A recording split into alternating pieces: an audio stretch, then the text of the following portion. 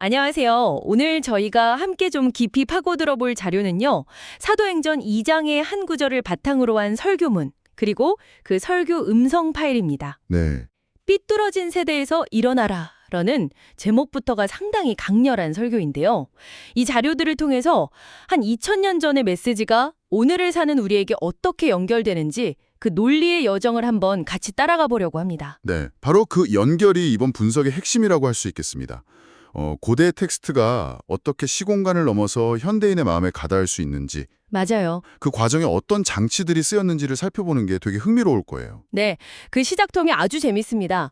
혹시 내가 하지도 않은 일 때문에 단체로 꾸중 들어본 경험 없으세요? 있죠. 연대 책임 같은 거요. 네, 맞아요. 설교 음성 파일을 들어보니까 딱 그런 예시가 나오더라고요. 막 비바람을 뚫고 겨우 강의실에 갔는데 출석률이 너무 낮다고 교수님이 화를 내시는 거예요. 제 시간에 온 사람까지 다 같이 혼나는? 네, 그럼 속으로 아니 나는 왔는데 왜 나한테 그러시지? 이런 억울한 마음이 들잖아요. 그렇죠. 불합리하다고 느끼죠. 바로 그 감정을 오늘 본문인 사도행전 2장 36절을 처음 딱 들었을 때 우리도 느낄 수 있다는 겁니다. 베드로가 군중을 향해서 너희가 십자가에 못 박은 이 예수를 이렇게 외치거든요. 네. 그럼 이제 바로 반문이 튀어나오죠. 잠깐만요. 저는 2000년 전에 태어나지도 않았고 예루살렘에 있지도 않았는데요. 심지어 유대인도 아니고요. 네, 바로 그 말이죠. 발점입니다. 청중이 느낄 수 있는 그 심리적인 저항감, 억울함을 먼저 인정하고 들어가는 거죠. 아, 이건 내 얘기가 아니다라고 선을 그을 수 있는 지점을 먼저 짚어주는 거군요. 그렇죠. 그 지점을 정확히 포착해서 아닙니다. 이건 바로 당신의 이야기입니다. 라고 설득해 나가는 구조예요. 이 전환이 성공하느냐 마느냐가 이런 설교의 성패를 가른다고 볼 수 있죠. 그렇군요. 그 간극을 어떻게 메워나가는지 정말 궁금해지네요. 자, 그럼 첫 번째 질문부터 가보죠. 베드로가 말한 너희는 대체 누구였을까요? 설교는 우선 이 지적의 1차적인 대상이 당시 베드로의 설교를 현장에서 듣고 있던 유대인들이었다. 이걸 명확하게 짚어줍니다. 네. 그들은 이제 로마 권력을 이용해서 메시아를 십자가에 못 박는데 동조했거나 적어도 방관했던 사람들이죠. 그래서 베드로의 말을 듣고 마음에 찔려서 우리가 어찌할꼬 이렇게 바로 반응했던 거군요. 네, 맞습니다. 그리고 여기서 설교 음성 파일이 아주 중요한 점을 짚고 넘어가요. 어떤 점이죠? 이 역사적 사실을 잘못 읽으면 이게 심각한 반유대주의, 그러니까 유대인 혐오로 이어질 수 있다는 위험성이죠. 아, 실제로 그런 역사가 있었죠. 네. 중세 유럽에서 기독교가 유대인을 예수님을 죽인 민족이라면서 박해하는 근거로 이 구절을 오용했으니까요.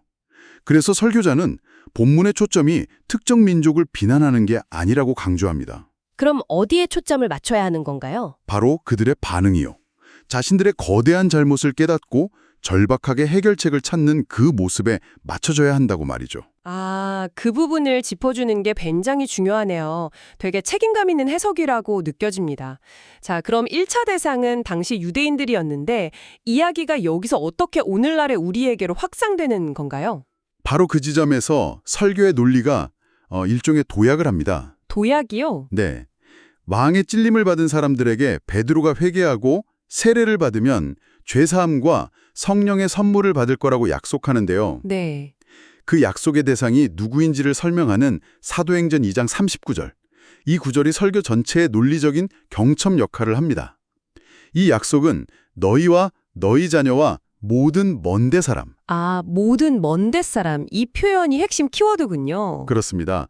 설교는 이 먼데 사람을 두 가지 차원으로 해석해요. 첫째는 공간적으로 먼 이방인들. 유대인뿐만 아니라 다른 모든 민족. 그렇죠. 그리고 둘째는 시간적으로 먼 후대의 모든 사람들. 즉, 2000년이라는 시간을 건너서 지금 여기 있는 우리까지 포함하는 개념으로 확장하는 겁니다. 와, 그 구절 하나로 시공간을 뛰어넘는 거네요. 남의 이야기가 순식간에 나의 이야기가 되는 순간이군요. 바로 그거죠. 이게 바로 고전 텍스트를 현대 청중의 삶으로 가져오는 가장 강력한 해석학적 장치 중 하나입니다. 정말 극적인 전환이네요. 그럼 그 약속의 내용인 성령의 선물은 구체적으로 뭘 의미하는 걸까요? 그것도 설교에서 누가복음 11장 13절을 인용해서 아주 쉽게 풀어주더라고요. 아, 그 구절이요? 너희가 악할지라도 좋은 것을 자식에게 줄 알거든 하물며 라는 구절 있잖아요. 설교 음성 파일에서는 이걸 이렇게 설명해요. 악한 부모조차 자식에게는 제일 좋은 걸 주고 싶어 하는데 하물며 선하신 하나님 아버지는 우리에게 가장 좋은 것을 주시지 않겠냐. 그리고 성경이 말하는 그 가장 좋은 것이 바로 성령이라는 거고요. 맞습니다. 아, 그러니까 이게 단순히 좋은 선물이라는 개념을 넘어서는 거군요. 기독교 신학에서 성령은 하나님이 우리와 함께 하시면서 직접 소통하고 인도하는 통로잖아요. 네, 그렇죠. 그럼 가장 좋은 선물이라는 표현은 하나님이 주실 수 있는 최고의 것, 그러니까 하나님 자신을 우리에게 주신다는 의미로까지 해석할 수 있겠네요. 정확합니다. 설교에서도 성령을 우리 안에서 우리를 진리로 인도하고 또 깨닫게 하고 우리 힘으로는 불가능한 사랑이나 용서, 헌신을 가능하게 만드는 하나님의 능력이라고 설명합니다. 단순한 위로나 축복이 아니라 존재 자체를 변화시키는 힘이군요. 네, 근원적인 힘으로서의 선물인 셈이죠. 자, 그럼 약속은 우리에게까지 확장됐는데 그래도 여전히 의문이 남아요. 유대인들은 메시아를 거부한 죄, 이방인들은 하나님 없이 산 죄가 있었다면 오늘날 하나님을 믿는다고 말하는 우리는 왜 여전히 이 삐뚤어진 세대에 포함되는 걸까요? 설교가 바로 그 지점을 아주 날카롭게 파고듭니다. 오, 오늘날 삐뚤어진 세대의 특징을 이렇게 정의하더군요. 하나님을 안다고 말하면서도 삶의 중요한 순간에는 하나님 없이 살아가는 세대. 아, 입으로는 신앙을 고백하는데 실제 삶의 방향키는 세상의 기준이 쥐고 있다는 말이네요. 그 구체적인 모습들을 설교가 쭉 나열을 하는데 와, 이게 진짜 하나하나 너무 뼈 아프게 와닿았습니다. 제가 한번 읽어볼게요. 네. 세상의 성공 공식이 하나님의 약속보다 더 믿음직스러워 보이는 것, 진로나 미래를 결정할 때 안정과 돈이 말씀보다 더 큰 기준이 되는 것, 네. 또 삶의 중요한 선택 앞에서 하나님의 뜻을 묻기보다 내 판단과 경험을 앞세우는 것, 죄에 대해 점점 무감각해지는 것, 그렇죠. 말씀을 지식으로만 쌓고 순종은 멈춰버린 것, 그리고 공동체의 가치보다 개인의 편의와 취향을 더 중요하게 여기는 것. 사실 이 목록을 들으면 누구라도 자유 없기는 어렵죠. 네, 저도 들으면서 계속 찔렸어요. 설교자도 바로 그 보편적인 찔림을 의도한 것 같아요. 특정 개인을 비난하려는 게 아니라 우리 시대 전체가 공유하는 어떤 영적인 풍토를 드러내는 거죠. 저는 특히 공동체보다 개인의 취향이 앞서는 것이라는 지적이 되게 날카롭게 느껴졌어요. 오늘날 사회가 끊임없이 나의 만족, 나의 성장을 가장 중요하게 여기라고 하잖아요. 네, 맞습니다. 이게 왜 삐뚤어진 모습일 수 있는지, 근데 또 동시에 너무나 당연하게 느껴지는 이 시대의 가치관과 어떻게 충돌하는지 좀 더 깊이 생각하게 되더라고요. 그렇죠. 설교는 그걸 정죄하기보다는 하나님 중심의 세계관과 인간 중심의 세계관이 우리 삶 속에서 어떻게 충돌하는지를 보여주는 예시로 쓰는 겁니다. 네. 그리고 이런 모습들이 너무 익숙해져서 문제의식조차 못 느끼는 상태를 음성 파일에서 아주 인상적인 비유로 설명합니다. 아, 그 양 비유요? 네, 잔뜩 지친 양이 너무 피곤한 나머지 자기가 주저앉는 자리가 깨끗한 풀밭인지 더러운 진창인지도 신경 안 쓰고 그냥 털썩 주저앉아버리는 모습에 빗대더군요. 아, 우리도 이 비뚤어진 세대의 모습에 너무 익숙해져서 영적인 진창에 그냥 주저앉아서 안주하고 있다는 겁니다. 그 비유가 정말 선명하게 다가오네요. 그래서 성경은 너희가 이 비뚤어진 세대에서 구원을 받으라고 말하는 거군요. 네. 그냥 거기 주저앉아 있지 말고 일어나라는 강력한 요청이네요. 네, 단순한 위로나 공감이 아니라 명령이라는 점을 설교는 강조해요. 힘들지 어쩔 수 없어가 아니라 그 자리에서 빠져나오라는 거죠. 그런데 여기서 아주 중요한 신학적 통찰이 이어집니다.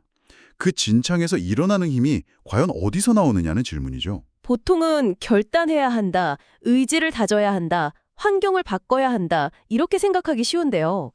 설교는 단호하게 그게 아니라고 말합니다. 아, 그래요? 네. 진창에 빠진 양이 제 힘으로 못 일어서듯이 우리 역시 우리 자신의 결단이나 의지로는 그 자리에서 일어설 수 없다는 사실을 먼저 인정해야 한다는 겁니다. 스스로의 무력함을 깨닫는 것이 출발점이다. 그렇죠. 그렇다면 해결책은 무엇인가요? 바로 예수님입니다. 설교는 마가복음 5장의 이야기를 가져와요. 아, 야이로의 딸 이야기. 네. 이미 죽어서 누워있는 소녀를 향해서 예수님께서 발리다굼, 즉 소녀야 일어나라 라고 말씀하시자 죽었던 소녀가 일어나는 장면이죠. 네. 죽음이라는 가장 절대적인 무력함 속에서도 일으키시는 분이 예수님이라는 겁니다. 따라서 우리를 이 비뚤어진 세대의 진창에서 일으키시는 분도 오직 예수님이시다. 그래서 그분을 우리 마음의 변두리가 아니라 삶의 정중앙에 주와 그리스도로 모셔야만 일어설 수 있다. 이런 논리군요. 맞습니다. 알겠습니다. 예수님의 능력으로 일어선다? 근데요, 사실 그 이후가 더 중요하잖아요. 아, 그렇죠. 일어섰다가 다시 주저앉는 경우가 너무 많으니까요. 설교는 그 부분에 대해서는 뭐라고 이야기하나요? 아주 중요한 질문입니다. 설교는 일어선 후에 다시 넘어지지 않고 계속 걸어갈 수 있도록 하나님이 주신 3가지 구체적인 도구가 있다고 설명합니다. 도구요? 네, 초대교회가 붙들었던 핵심 가치들이죠. 사도행전 2장 42절에 나오는 내용입니다. 아, 그 유명한 구절이군요. 네, 첫째는 사도의 가르침을 받아, 즉 흔들리지 않는 기준이 되어주는 하나님의 말씀. 말씀. 둘째는 서로 교제하고 떡을 떼며, 즉 서로를 붙잡아주고 격려하는 신앙 공동체. 공동체.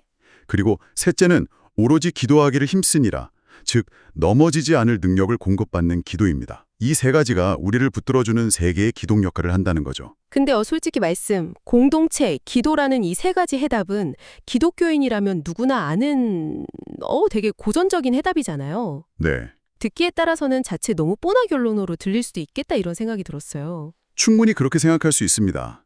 저도 그 지점이 흥미로웠는데요.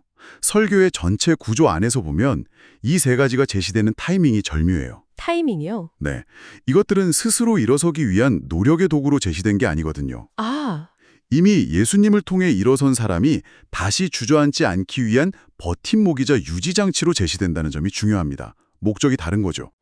그렇게 보니까 의미가 완전히 다르게 다가오네요. 일어서는 힘과 서 있는 힘을 구분해서 설명하는 거군요. 정확합니다. 새로운 비법을 알려주는 게 아니라 가장 근본적이고 필수적인 생존 도구를 다시 한번 상기삭히는 전력이라고 볼 수 있습니다. 정말 중요한 포인트네요.